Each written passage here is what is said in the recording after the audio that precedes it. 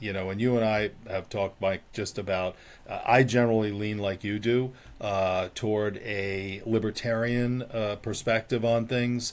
We do allow people to make their own health choices on things that we actually know are bad for you, right? So we know for a fact that smoking a pack of cigarettes a day is probably not going to be something that's going to be Right. beneficial for your health. We know that drinking a quart of scotch a day is probably going to be, have a negative effect on your liver over time. But we let people do it. We let people make all these poor health choices, including eating themselves into type 2 diabetes by poor diet, because there's a personal autonomy value in a society of letting people make their own health choices, even if they're bad health choices. Right. So if we let people do things that we know are bad for them, why are we screaming so loud about things that we're not sure really whether they're going to be good or bad because we don't really have the data?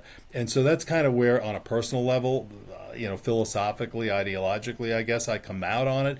The only thing I would say, though, is mature adults, and obviously we're not talking about kids in this, but mature adults should be able to make their own health choices as long as they're properly informed, as Exactly. long as there's That's the no biggest point right misrepresentation. there. And that becomes the issue when an influencer makes certain claims about a peptide, and those claims, either for safety or efficacy, are questionable, or in some cases not even true.